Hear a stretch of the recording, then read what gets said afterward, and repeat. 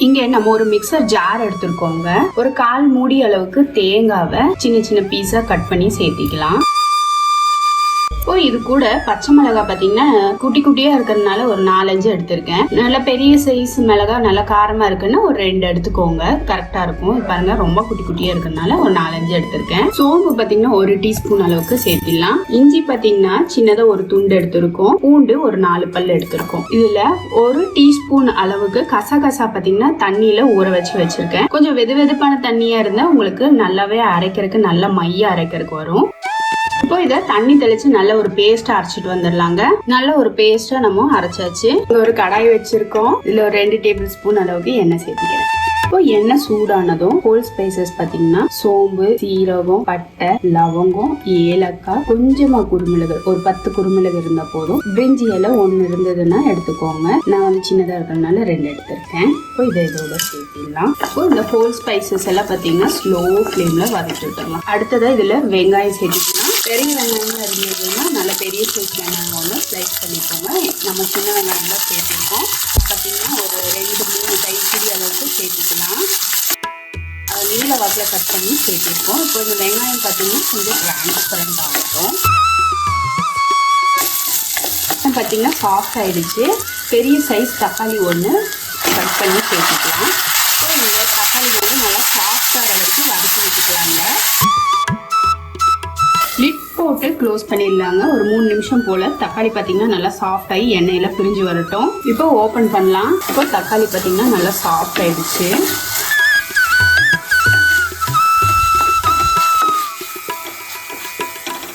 மஞ்சள் தூள் பார்த்தீங்கன்னா ஒரு சிட்டிகை அளவுக்கு சேர்த்திடலாம். மிளகாய் தூள் பார்த்தீங்கன்னா 1 டீஸ்பூன் அளவுக்கு சேர்த்திடலாம். மல்லித்தூளும் 1 டீஸ்பூன் அளவுக்கு சேர்த்திடலாம். இது எல்லாத்தையுமே எண்ணெயில நல்லா வதக்கி விட்டுருலாங்க. நம்ம பச்சை மிளகாய் சேர்த்திருக்கோம், அதனால நீங்க வரமிளகாய் சேர்க்கும் போது பார்த்து சேர்த்திக்கோங்க. இப்போ இந்த பொடியோட பச்சை மணமெல்லாம் போற வரைக்கும் ஒரு 2-3 நிமிஷம் போல இது போல வதக்கி கொடுத்துடலாம். எண்ணெயெல்லாம் நல்லா தெளிஞ்சு வந்துருக்கு. இப்போ இதுல முருங்கைக்காயும் உருளைக்கிழங்கும் சேர்த்திடலாங்க. சேர்த்து நல்லா கலந்து விட்டுறலாம். இதுல நீங்க கத்திரிக்காய் எல்லாம் சேர்க்கறதா இருந்தாலும் சேர்த்துக்கலாம். இல்லை வெறும் முருங்கைக்காய் மட்டும் இருந்தாலும் நல்லா இருக்கும். இல்லை வெறும் உருளைக்கிழங்கு இருந்தாலும் நல்லா இருக்கும்.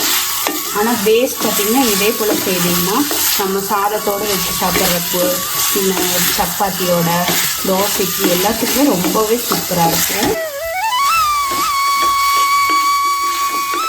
இதுல தண்ணி சேர்த்திடலாம்.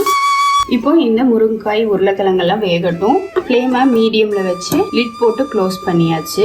ஒரு 10 நிமிஷம் விட்டீங்கன்னா சீக்கிரமாவே குக் ஆயிடும். இப்போ ஒரு 10 நிமிஷம் கழிச்சு ஓபன் பண்ணி பார்க்கலாம்.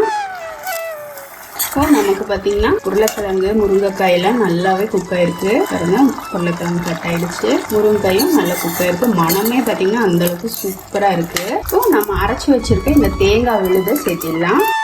கலந்து விட்டுறலாங்க. இப்போ இதுல 1 கப் அளவுக்கு தண்ணி சேர்த்தாச்சு. இதை ஒரு தடவை நல்லா கலந்து விட்டுறலாம். இந்த குழம்புக்கு தேவையான அளவு உப்பு சேர்த்திடலாங்க. இப்போ இந்த தேங்காவோட பச்சை மணம் போகட்டும். ஒரு 5 நிமிஷம் போல மூடி போட்டு வேக விட்டு எடுக்கலாம். இப்போ ஓபன் பண்ணி பார்க்கலாம். நல்ல எண்ணெயெல்லாம் தெளிஞ்சு பாருங்க, சூப்பரா உருளைக்கிழங்கு குருமா ரெடி ஆயிடுச்சு. கொஞ்சம் ரொம்பவே சுண்டி போயிடுச்சு. கொஞ்சம் தண்ணி சேர்த்திக்கலாங்க. ஆனா இந்த கன்சிஸ்டன்சில இருந்துச்சுன்னா நம்ம சப்பாத்திக்கெல்லாம் வச்சு சாப்பிட்றதுக்கு ரொம்ப சூப்பரா இருக்கும். நல்லா ஓரங்கள் எல்லாம் எடுத்து விட்டாச்சு. பாருங்க, நல்ல சூப்பரா மனமா இது அப்படியே சாதத்தோட வச்சு சாப்பிட்டா எவ்வளோ தட்டு சாதம் வயிற்றுக்குள்ள போகுதுன்னே சொல்ல முடியாதுங்க. அந்த அளவுக்கு சூப்பரா இருக்கும். அதே போல இட்லி, தோசை எல்லாத்துக்குமே நல்லா இருக்கும். கடைசியா நம்ம கொத்தமல்லி தலையை கிள்ளி சேர்த்திடலாம். அவ்வளோதாங்க, சூப்பர் டேஸ்டியான கசகசா அரைச்சி விட்ட முருங்கைக்காய் குருமா ரெடி ஆயிடுச்சு. நம்ம செய்த இந்த முருங்கைக்காய் குருமா ரெசிபி உங்களுக்கு பிடிச்சிருந்தா லைக் பண்ணுங்க, ஷேர் பண்ணுங்க, மறக்காம மை ஃபர்ஸ்ட் வியூவை சப்ஸ்கிரைப் பண்ணுங்க ஃப்ரெண்ட்ஸ். பெல் ஐக்கானோட ஆளுங்கிற ஆப்ஷனும் கிளிக் பண்ண மறந்துடாதீங்க. இது வரைக்கும் வீடியோவை பொறுமையா பார்த்ததுக்கு ரொம்ப ரொம்ப நன்றி ஃப்ரெண்ட்ஸ். தேங்க்யூ.